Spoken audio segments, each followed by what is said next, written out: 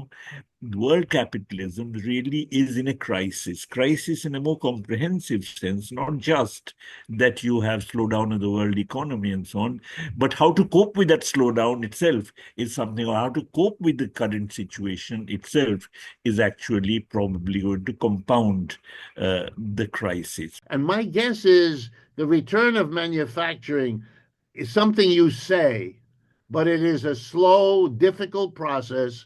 And the very uncertainty of the tariffs, these are all measures that preclude manufacturing from coming back. As far as the global south is concerned, Jayati Ghosh is absolutely right that if you have a reduction in dollar incomes, then that, of course, would have an overall impact.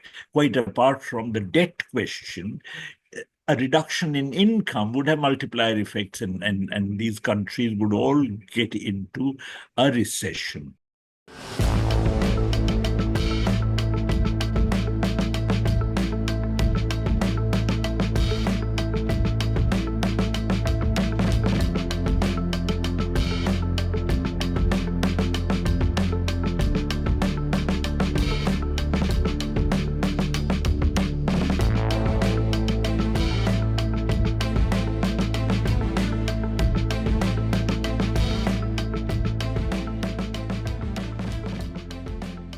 Hello and welcome to another episode of India and Global Left. If you are new to the show, please smash that subscribe button. Also consider becoming a YouTube member, a Patreon, or donate small amount in the link given in the description box. We rely on you. Also, please check out our Substack where we bring out long format analysis of events around the world. Without further ado, let me introduce the first episode of Patnaik-Wolff Dialogue series hosted at India and Global Left. The idea is to discuss the most pressing economic concerns of our time and put them in perspectives of larger and long-term structures like capitalism, imperialism, economic inequality, financialization, neoliberal ideology, and so on. I am honored to be joined by two of the most important Marxist economists of our time, Professor Prabhat Patnaik and Professor Richard Wolff. Professor Patnaik is a distinguished economist and political theorist, Professor Emeritus at Jawaharlal Nehru University in New Delhi, and the author of several landmark works on imperialism, globalization, and capitalism. His insights have shaped generations of progressive thinkers across the global South. Professor Richard Wolff is a leading Marxist economist in the United States, Professor Emeritus at the University of Massachusetts Amherst, and founder of Democracy at Work. He is known globally for his clear, accessible analysis of capitalism and crisis, and is the author of several bestsellers. Professor Wolff and Professor Patnaik, welcome to India and Global Left. Thank you. Thank you. Thank you. I want to discuss the tariff, but I want to start with what Marxist economists and Marxists in general have been discussing for a long time as crisis of neoliberal capitalism. As you know, the business press and the mainstream economics don't like to discuss recession, but now the Bloombergs of the world, the Financial Times, are talking about recession. They are discussing that Bank of America's global fund managers survey are telling them that there is a recession already. The New York Fed, which relies on the bond market, has said that we are already in a recession for 2 years. The Conference Board Economic Indicators, the American Association of Independent Investors are all saying that the market sentiments are extremely bearish. And finally, we must remind our viewers that in 2008, National Bureau of Economic Research that declared recession, it came in December, but later they said that the recession had already started in January. So if we could start with Professor Patnaik, talk us about the crisis of neoliberal capitalism so that we have a perspective to understand the so-called tariff wars. Well, even before, a recession is usually defined technically, but even before the recession set in, there has been a slowdown in world economic growth. of the world economy. And this has happened even before the pandemic. In fact, if you take the period, let's say, from 2010 to about 2019, that decade was the decade of the slowest possible growth of all decades in the post-Second World War period. So the slowing down of the world economy has been occurring for some time.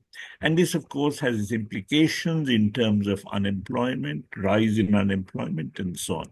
And now, with the acceleration of inflation that took place recently, and because of that, contractionary macroeconomic policy is being pursued everywhere, this slowdown has actually become a recession. The reason for the slowdown, I believe the slowdown was immanent in the nature of neoliberal capitalism.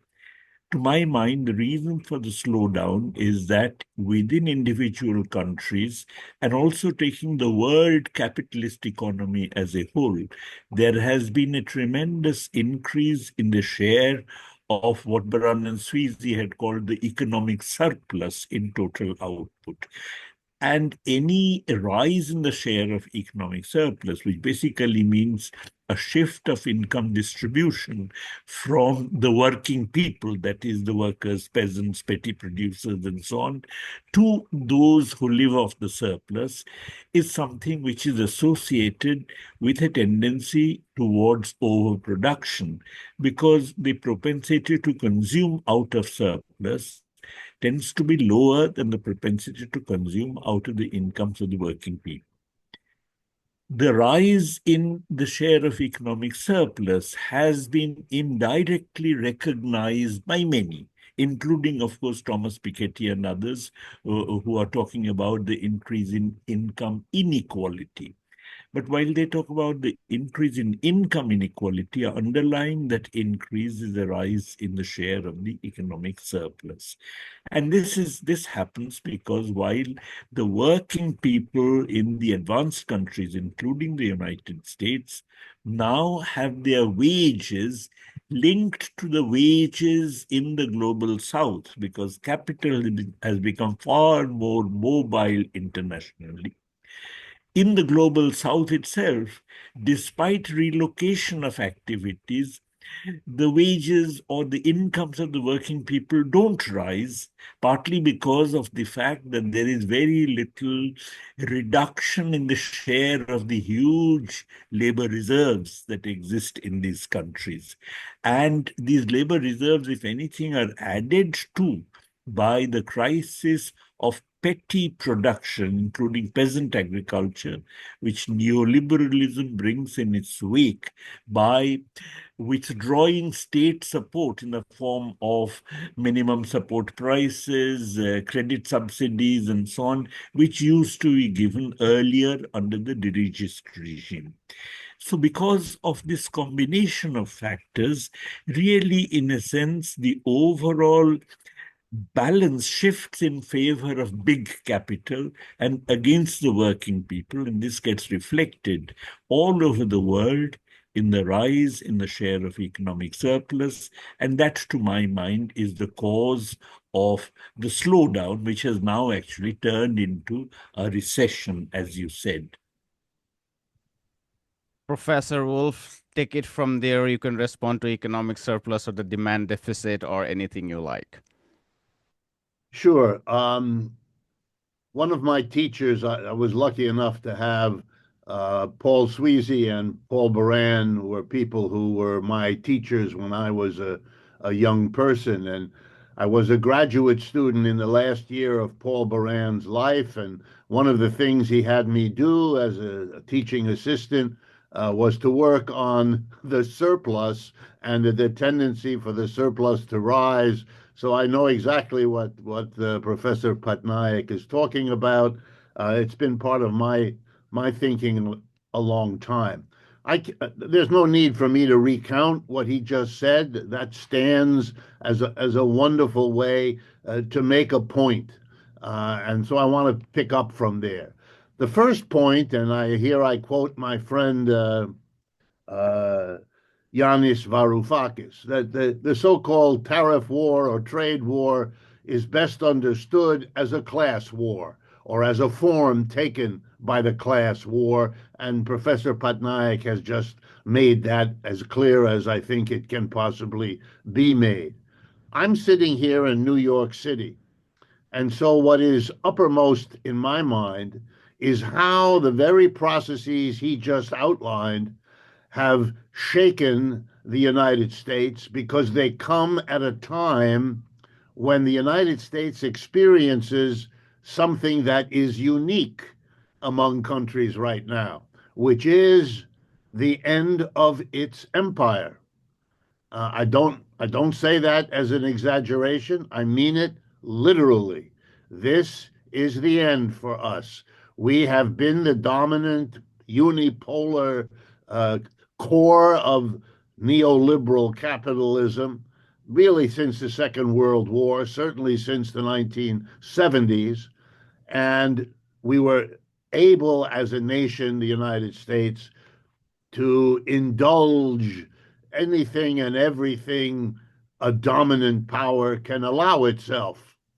And one of the things that a dominant power allows itself is to imagine that its dominance is perpetual, that its dominance will last forever, that all of the peculiar forces that gave it the dominance in the first place are not able to take it away, which they are.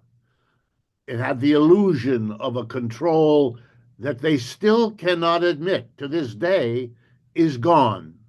And so you get this strange behavior in which the leadership here is trying, on the one hand, to cope with the slowdown in growth and all that that portends, coupled with the disappearance of its empire, the shrinkage, the competition from China, India, and the BRICS nations.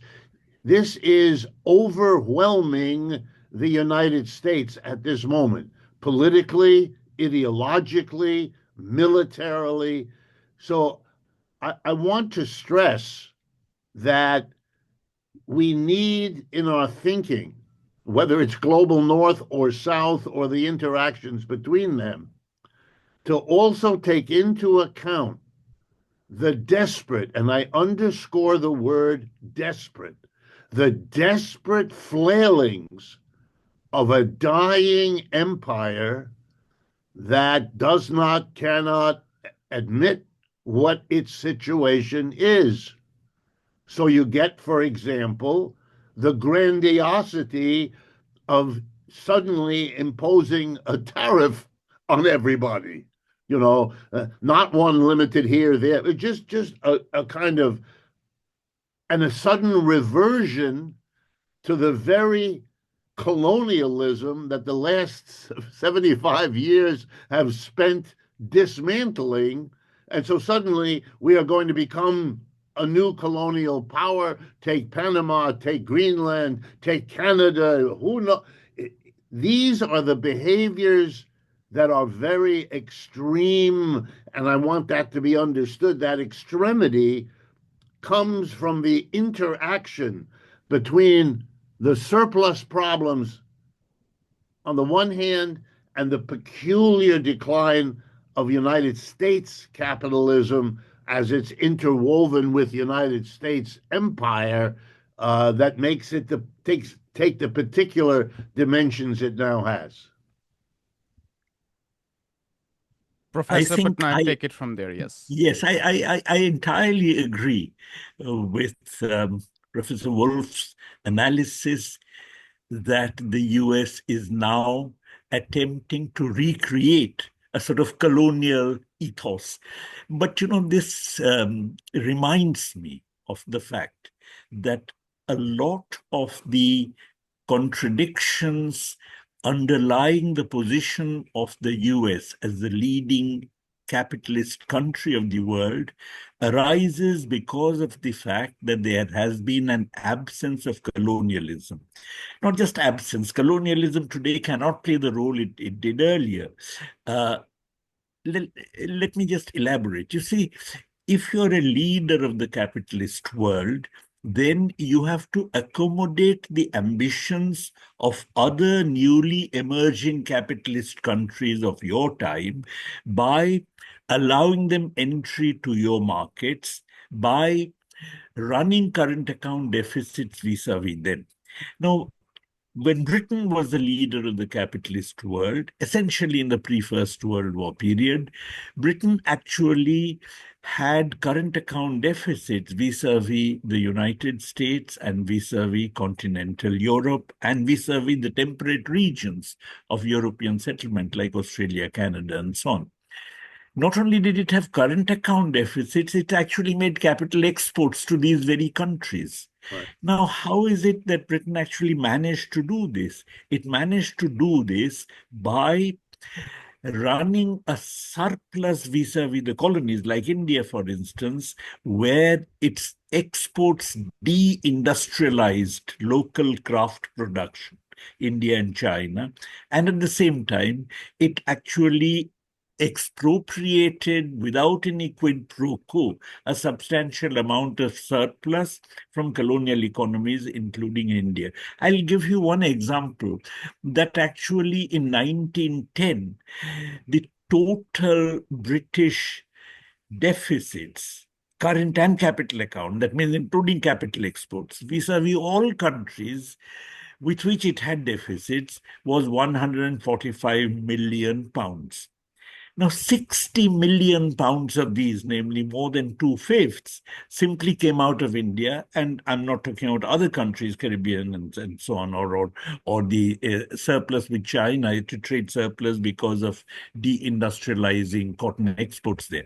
So 40%, more than 40% simply came from India. So colonialism allowed Britain to play the role of a leader of the capitalist world because it provided it with a cushion to run current account deficits and also make capital exports to the regions to which industrial capitalism was getting diffused. Now, one of the problems with the United States in post-war period was that this colonial cushion was no longer available. And besides, simply having colonial countries is not enough because, after all, how much can you deindustrialize? How many craftsmen can you displace and so on? So the colonial cushion, as Rosa Luxemburg had argued, both became less kind of, sustaining, and at the same time was also not available because of political decolonization. And in some sense, because of that, what the US has done over these entire years is basically take advantage of the fact that the dollar is the currency in terms of which the world's wealth holders wish to hold their wealth. And therefore, the US has run current account deficits in the more recent period. And it doesn't matter because it has not affected the role of the dollar. But the point is that you cannot, on the one hand, continue becoming indebted over a period of time. The position of those who are opposed to Trump's tariffs, like the Biden administration and so on, I suppose, would be that let the current things continue, that let the US actually continue running this current deficit, because after all, the rich of the world would be willing to hold their dollars.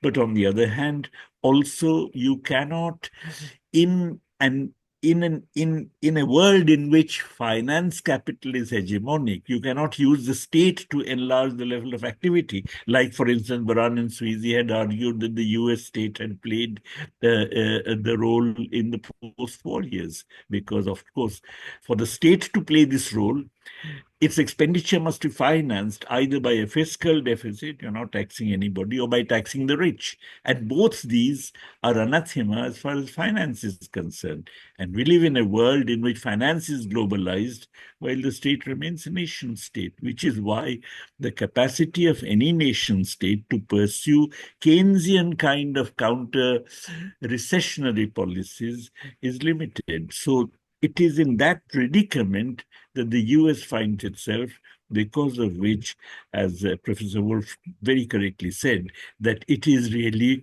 pretty desperate and wants to recolonize all kinds of areas of the world, like Greenland and so on. Maybe I could expand take it another step and look, if I may, for a moment at the dilemma of the United States. And I don't mean to focus the conversation on the United States. More than ever, it is not the dominant player that it once was. Uh, Here's the reality as I see it.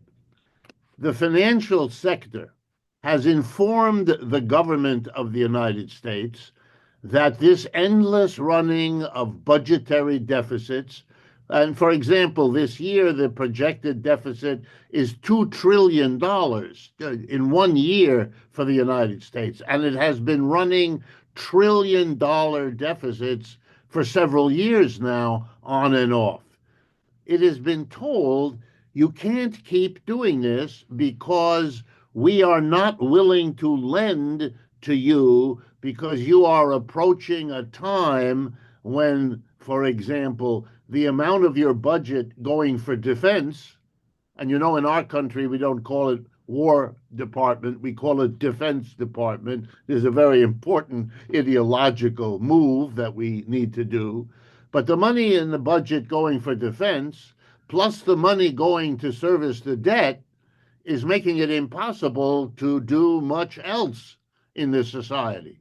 And so, for example, you see that one of the initiatives of Mr. Trump, handled by Mr. Musk, is to savage the public employment at the federal level. All right. Now you can begin to see this is a step to show that the spending side of the budget is being reduced. And it's being reduced at the expense, brilliantly clear, of exactly what Professor Patnaik said, which is the working class. It's working people being fired by the federal government, who then must find work in the private sector, which drives down the wages and working conditions there in the usual demand and supply, adding to the impact on wages that comes from bringing in the working class of the global South. So you have that on the one hand. Then on the other, the prohibition, exactly as Professor Patnaik said, the prohibition on taxing corporations and the rich, which neither the Republicans nor the Democratic Party dare to do in this society. So you can't raise the money there. And the spending cuts, however dramatic they make the news, are nowhere near big enough to begin to deal with this on a massive basis. So what is the government left to do? It has to reduce the deficit. It can do it partly by savaging the working class, but it can't add to the dismissal of the workers a big tax on the working class. It would produce, even in the United States, unsustainable trouble from below. So here comes Mr. Trump's innovation. He can tax, hopefully, you, the rest of the world. He can put a tariff on the whole world, hoping thereby somehow to raise the money. And how is it? Well, let's go through it. Number one, hopefully, exporters in the global South facing the tariff will lower their prices. They absolutely intend that that will happen to some degree. And number two, the extra price will be passed to the American consumer because they will have to pay whatever is not reduced price of the exporter. And by calling it a tariff, half the American people still do not understand that a tariff is a tax. They actually believe, and Mr. Trump has repeatedly said, that the tariff punishes the global South, making it more ideologically acceptable. And though it's not understood, but that's the plan. Inasmuch as there is any plan, the point of the tariffs is to, I'm exaggerating, but I want to drive the point home. The point of the tariffs is to be the other side of reduced government spending on programs and workers as a good faith sign to the financial class that the creditworthiness of the United States is being attended to by this government. And the beauty of it is the impact on the rich and the corporations is totally minimized. They are not taxed, they are not required to, they are being pandered to by this adjustment that puts the burden of recalibrating at a time of declining empire the government's budget, which is otherwise an early sign of just how many problems are accumulating.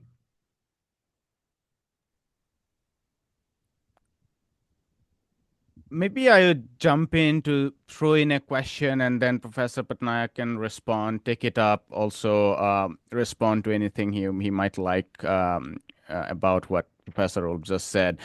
Um, what what are your thoughts about the dollar itself? As you said, that the dollar is very central to the American empire, and now there has been talks about weakening of the dollar. Now, of course, the weakening of the exchange value doesn't necessarily say that we have an alternative to the dollar system. In fact, after the Plaza Accord in the mid 1980s, dollar severely weakened, but dollar's hegemony rose further.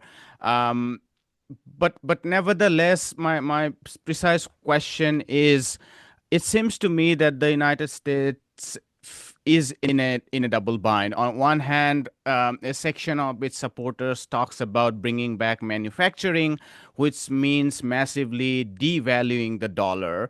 On the other hand, it relies on all this cheap borrowing, which is made possible by the easier access to dollar by printing, but also by having dollar as the safest financial asset. What do you make of this contradiction between bringing back manufacturing and relying on financial assets, and also being able to run an unusually high fiscal deficit and debt to GDP ratio? Well, you know, I think the tariffs become a weapon of what one may call beggar thy neighbor policy. That basically in the 1930s, when the world economy was not expanding, countries fought against one another through competitive exchange rate depreciations in order to grab a larger and larger share of the stagnant world market. Now, the point is, or even a declining world market. Now, something of that kind, if President Trump's tariffs go through, and of course other countries retaliate, then that is exactly his tariffs themselves would constitute a way of grabbing markets from other countries. That basically you make Chinese goods more expensive in the United States, in which case you are actually hoping that the market the Chinese used to get in the US would now be grabbed by the US conglomerates and so on. So this whole uh, competitive tariff policy, which Trump has initiated, is really an example, to my mind, of a beggar my neighbor policy, in which everybody ultimately would actually become worse off if they retaliate. Everybody would become worse off because prices would rise relative to money wages. You'd find, therefore, that the real incomes would fall, and therefore the income distribution shift against the working people is something which would manifest itself in a further reduction in the size of demand everywhere, and therefore the world economy getting into a recession. So the tariff policy is basically inimical to the role of the US as a defender of the world capitalist system, because here the US is acting in its own interest in grabbing markets from others. And obviously, you cannot be a leader who is actually kind of, in some sense, going at the expense of the other countries. And what is ironic is that President Trump is actually threatening tariffs against those countries that talk about de-dollarization. So that, I mean, if anything, imposing tariffs against their goods is something that would encourage de-dollarization. They would like to move away from the dollar, but on the other hand, he's actually saying that we are going to impose tariffs against you if you go for de-dollarization. I think all of which makes me feel that essentially world capitalism is in a kind of bind because of because of the crisis of neoliberal capitalism, because of the problems in which US imperialism as the leader of the capitalist world is mired. Because of all this, now world capitalism really is in a crisis in a more comprehensive sense, not just that you have slowdown of the world economy and so on, but how to cope with that slowdown itself is something, or how to cope with the current situation itself is actually probably going to compound the crisis. Now, at the same time, I do not expect that the dollar is going to collapse. Not at all. I mean, I think there is no immediate currency to which people can move. In fact, they are moving towards gold, which is why gold prices have increased dramatically. But there is no other currency to take the role of the dollar. And what is more, you mustn't forget that, I mean, there has been a reduction in dollar holdings in China and elsewhere. But even so, they hold sufficient amounts of dollars so that a fall in the value of the dollar hurts them as well. So if you actually hold dollars, then a fall in its value is something that also hurts not just the Americans, it hurts you. So I don't see that there is going to be an immediate crisis as far as the dollar is concerned. But on the other hand, I think obviously the predicament of US imperialism is going to manifest itself in terms of, over time, a slow decline in the value of the dollar. Professor Wolff. Yeah, I agree. I think that the dollar has been declining anyway now for some time in terms of the attitude towards it, the role of the central banks using it, looking elsewhere, obviously the gold price and so on. But again, I want to go back. I think the tariffs are symbolic of what the United States is now prepared to do in a desperate effort to hold on to its position. That the very contradictions we point to in how you both undermine and yet reinforce the dollar abroad. That's a sign of a transition. It's like the wind letting us know that the climate is, the heat is going to come or it's going to go. These are the signs that you're seeing. And in case people are not aware, this administration is also taking extraordinary steps to make the effort at moving manufacturing here more difficult. So be very careful. The language of Mr. Trump is about returning manufacturing, but that has been the language of the last 8 presidents of the United States, every one of which promised to do it, and not a single one of which achieved this promise. It was an empty promise. And I see Mr. Trump caught in a bind. I'll give you an example. He is spending huge amounts of money and thereby worsening his deficit on a program of deporting undocumented workers, mostly from Central America, but from other parts of the world as well. Very costly reduction in the most profitable workers because undocumented workers are given the lowest paid jobs and are often swindled by their employers because they cannot risk going to the authorities since they don't have documentation. And if they complained about not being paid, they will be thrown out of the country. Okay, we're talking millions of people. You know what that does? That pushes wages up.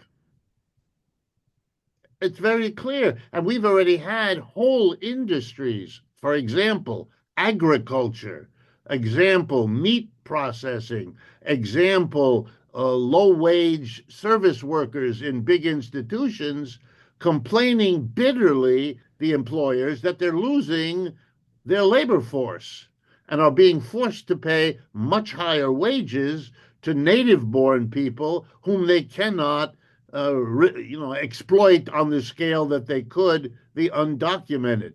This is not a good message to potential manufacturers elsewhere who don't want to spend the money to move their production, who don't want to reorganize their supply chains, who don't want to take the risk of doing all of that, when in fact tomorrow the tariff structure may change and all of that will have been wasted. And now, on top of it, they're facing a likelihood of rising wages in the United States. And Lord knows how he's going to be dealing with that.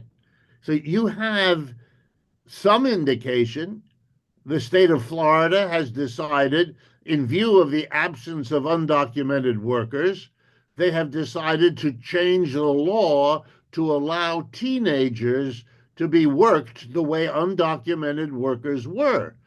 And that's a very important state for our agriculture. Child labor is returning to the. That's another sign of desperation. They don't know where or how to go. And my guess is the return of manufacturing is something you say, but it is a slow, difficult process.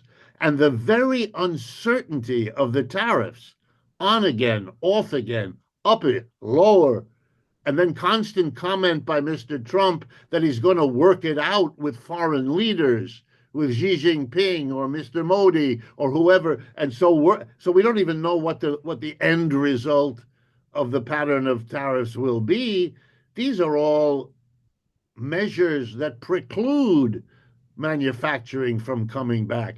I don't think that's a serious objective anymore. I think they're desperately trying to manage their budget, and they're doing it at the expense, cheaply, of foreign workers whom they can eject with the least political opposition, and tariffing the whole world and hoping that that works and that it will at least give them a few more years in which to borrow less and thereby placate the financial sector.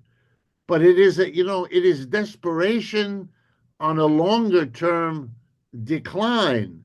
And it leaves me wondering, how will the employer class in Europe, or for that matter, in the global south, how are they going to reposition themselves in relationship to a declining empire desperately taking these disruptive steps? I think this is a perfect segue to bring in the question of the global south, the impact of these economic warfares on the global south. Of course, we discussed the implication of bringing back manufacturing in the United States, and as Professor Wolff said, using the tariffs as a tool to earn desperate revenue that is very important at the face of inability to raise taxes.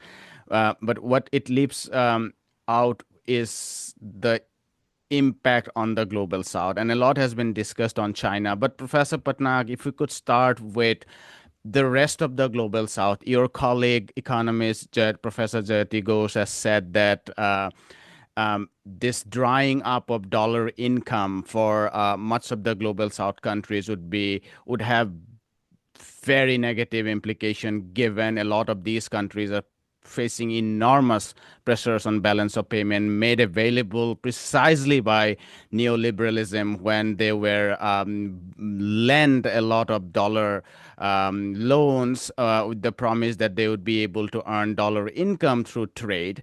And now these tariffs are causing tremendous disruption. Lesotho in Africa relies a lot on its textile. Now there are reports that its textile industry is at the verge of collapse. Madagascar, for instance, relies on hand-picked vanilla.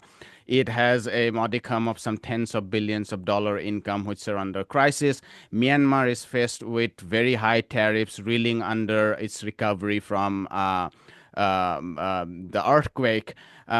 Professor Patnaik, you have been a critique of this globalized economy. What do you think would be the impact on the global south, and what might be the way forward out of it?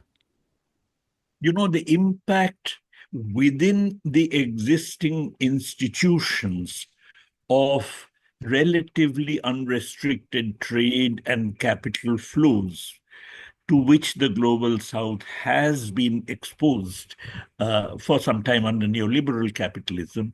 I think within that kind of framework, obviously, it's going to be extremely damaging as far as the global south is concerned. Jayati Ghosh is absolutely right that if you have a reduction in dollar incomes, then that, of course, would have an overall impact. Quite apart from the debt question, a reduction in income would have multiplier effects, and these countries would all get into a recession. People used to talk about export-led growth. You would now have export-led recession. True, the United States is not necessarily the main market for many of these countries in the South, but that's quite irrelevant. Even if you have some fall in your exports to any important market, that will have a multiplier effects on the economy as a whole. Now, in the context of this, there are two alternative policies that can be pursued in the global south. One policy, which is being recommended by the believers or the residual believers in neoliberalism, is that you should actually depreciate your currency. That if you depreciate your currency, in that case, if President Trump imposes a 10% tariff on your goods and you depreciate the value of that good by 10%, in the value of your currency by 10%, in that case, obviously, in the American market, your goods would not be having a higher price and you'd be able to retain that market. But I think what all these arguments fail to see is that any exchange rate depreciation has the effect of reducing the real incomes of the working people. Why? Because a nominal exchange rate depreciation by, let's say, 10% also raises the value of your essential imports by 10%. Say oil prices, which are fixed in dollar terms, would now go up, let's say, in rupee terms by 10% if you depreciate your currency by 10%. Now, if that is the case, and if real wages don't fall and profit margins don't fall, then your entire prices rise by 10% and there's no effective depreciation. So any effective depreciation in a situation where the profit margins, obviously they're imposed by the capitalists and there's nothing that can be done about it in a capitalist economy, any effective depreciation necessarily means a fall in the share of the wages, a fall in the share of the working people, a fall in the real incomes of the working people. And therefore, you would actually have this way of coping with President Trump's tariffs is a way of further attacking the working class and the working people who are already under attack because of the slowdown in the world economy, because of the inflation that has taken place, and so on. The alternative scenario, which is what I would like to see, is that this provides us with the historical possibility of really delinking ourselves from this entire neoliberal arrangement, of actually coming to an understanding within the global south. Large countries can do it on their own. Small countries can form sort of local associations so that you lay down the groundwork for greater trade within the global south, for greater trade within. I mean, you can, for instance, visualize strengthening an African economic community like you have the European economic community. You can visualize the possibility of a South Asian common market and so on. So that I think effectively that would be the way of both de-dollarizing and also getting out of the current neoliberal framework. Now, of course, this is something that immediately is going to mean that global finance would not come into your country. It would not enable you to meet your current account trade deficit. It would not enable you to meet your uh, debt repayment obligations, and therefore there would be a drying up. And what is more, you may even have an outflow of finance. But if that is the case, then you'd have to have capital controls. Any getting out of the current arrangement would, whether you start with it or not, necessarily mean capital controls. If you have capital controls, there will be difficulties for the economy. These difficulties would actually impinge very badly on the working people themselves, because after all, if you have, if capital is not available, finance is not available to meet your current account deficit, then whether you like it or not, you have to maintain your exchange rate to prevent inflation. And how do you do that? You have to have trade controls and so on, all of which are going to impinge on the working people. So one has to, any such alternative would require their support, and therefore it must have a program of welfare for the working people. It will have to be a left-wing program around which alone you can mobilize enough people to work towards an alternative. That is something for which I believe the current conjuncture gives us an opening. And I think it is that opening which I would like to follow, rather than depreciating the currency and remaining neoliberal. Depreciating the currency also uh, faces the fear of capital flight, given the Absolutely, conditions yes. of capital itself is so precarious now. All Oh, yes, all the market indices are down, so capital would definitely absolutely. move to the safest. Yes, in which case your depreciation may go on and on and on, because after all, Absolutely. you depreciate by 10%, but capital flies out, in which case it becomes even lower and so on. So it's a very dangerous course. But I think against this, we have to activate the state and get the people's support behind the state, because of the state pursuing a welfare program, a welfare state program. Professor Wolff. Yes. Here are my thoughts in listening to Professor Patnaik. My guess is, and I understand it's a guess, that across the global south, and for that matter, in Japan and in Europe as well, there is now a recognition slowly settling into the minds of the employer, the capitalist class, that all transactions with the United States have become more dangerous, less profitable, and more uncertain, and that they have to respond to that. Some of them hope that they can wait it out. Others will be acting right away. And the greater success of those acting right away will force the rest of them to do the same.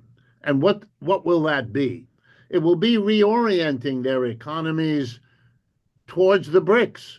That is, China, India, those are the new poles of the world economy. If you can't do business with the United States, given the problems of Europe, you are going to be looking for sure at the global south.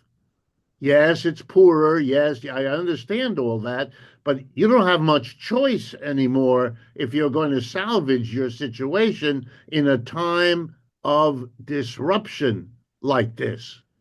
So I think you're going to see, I think you are already seeing the desperate textile workers in Lesotho, or the vanilla people in Madagascar and so on.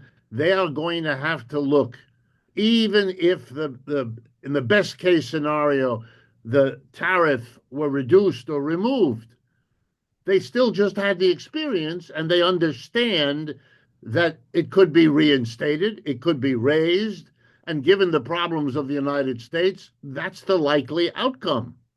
And so you better protect yourself.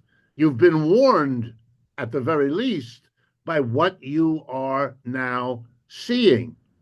And that means also disengaging from the dollar to whatever extent you can, and looking elsewhere for the whole strategic growth. The other thing I would say is that the United States is going to be in a very difficult position.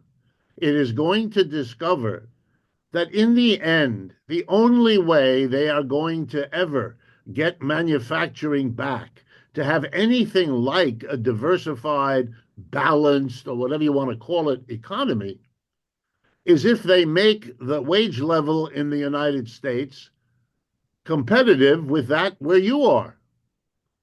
And that means that they're going to have to come down on the American working class even more than they already have. And probably the way they're going to do that is by basically freezing wages as much as they can and increasing prices, having an inflation here to accomplish this job for them. And that is going to provoke, and that I can assure you, serious trouble in the social trouble in the United States. You're seeing all the signs of it, whether it's in a renewed militancy of our labor movement, which is renewed in a way it hasn't been for half a century, and in the young people of the country who are facing situations no one prepared this generation for. There aren't jobs. There is no career advancement. Just to give you an example, most of my students used to become professors. Now, most of my students can't get jobs as professors and are doing something else. And the assault on the universities is part of that larger project of redesigning the United States so it can compete with the permanent objective, no burden on corporations and the rich. Or if any burden is on them, it is going to be much greater on the rest of the population. Those are the imperatives that govern the policy around here. And other than that, they don't have anything. I mean, think what it means to grab the Panama Canal or to grab Greenland. Those are acts of desperation. You're taking land, there are no people, taking land where you don't even know what's there, taking control of a canal that you had perfect free access to anyway. Look at this. This is almost like a caricature of colonialism, which I suspect is its desperate last breaths. And other than that, there is no program here. None. They're still stuck in the old laissez-faire notion, the Anglo-American notion that whatever is private is somehow better than whatever is run by the state. And so they still have to do at least verbal, but also real policy accommodation of that idea. So that limits them in terms of what they can have the state do. They even now face trouble because the level, let's remember, in our country, the Republican Party for a century has had one basic appeal to the mass of people, and that is low taxes. We won't tax you, we'll cut taxes, we'll remove taxes, we're against taxes. Yes, there are other issues they use, but that's their defining issue. Their leader now is imposing taxes and involving the government in intervention in the economy that makes a joke out of libertarian ideology. It's easy in this country to point to a big, loud libertarian who's actively intervening on every possible level in the economy to make it work. The transition to economic nationalism is real here, but the mentality of the people doing it hasn't adjusted yet. We are coming towards an end, Professor Patnaik, but if I can follow up on what you said, and then we end with a follow up on what Professor Wolff said. I think throughout the neoliberal era, there has been this idea of export led growth, which is this belief that more than demand being added by either technological innovation or by domestic mobilization of workers, by reaching a situation like full employment, it is easier to grab demand in the external markets. And I think success of China, South Korea, and so on kind of gives the empirical basis for this line of argument. The problem, of course, is that this cannot be replicated for everyone. I mean, for that, demand has to shoot up by I don't know like how many times. And now that the artificial dollar created demand would fall. Now there is this real question of how to raise demand internally. So, Professor Patnaik, you have been a long advocate of saying that demand can be raised internally. Can you elaborate a little bit on how do you think can global South countries devoid of course, as Professor Wolf said, there would be some kind of trading, some kind of BRICS arrangements, and so on. China is a major reservoir of demand now, so of course, people can trade with China, but it's very difficult because China also is a producer, so it's very difficult to displace markets in China. How can global South countries raise demand internally? Well, you know, basically the argument about export-led growth was, in fact, a fiddle. Even if you go back, you look at David Ricardo's argument, that assumes that all resources are fully utilized before trade begins, and all resources are fully utilized after trade has taken place.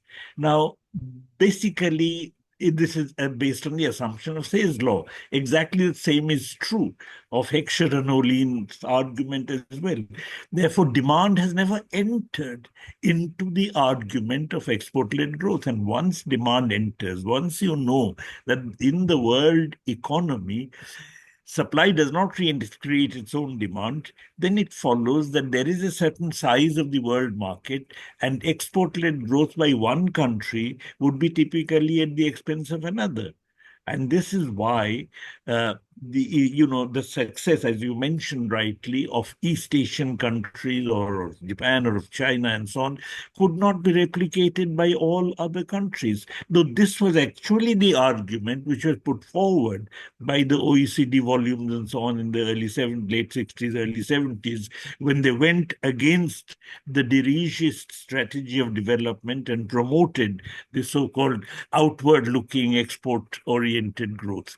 Now, that being the case, I believe it's essential that if the Indian people's development is not to be made dependent upon keeping the people of Pakistan or of some other country underdeveloped so that they can't export and we export, it is very important that countries must depend upon their home markets. And depending on the home market necessarily means improving the living conditions of the working people. Because the kind of thing that, let's say, governments do under neoliberalism of giving tax concessions to businesses and so on, doesn't add an iota to demand. On the other hand, if these tax concessions are balanced by heavier taxes of the working people, it reduces demand. So I believe that now we have reached a point where transcendence of neoliberalism is essential, and this transcendence must take the form of improving the conditions of life of the working people. That is the only way that the home market will expand, and this is something which, to my mind, if it is actually pursued, you'll have to get the political support of the working people, and that would actually, in my view, lead on over a period of time towards a socialist vision. I think that's a good segue to for me to ask my final question to Professor Wolff, talking about having a political alternative, and you were earlier talking about the situation for American working class. We are seeing some kind of huge mobilizations under Bernie Sanders and AOC.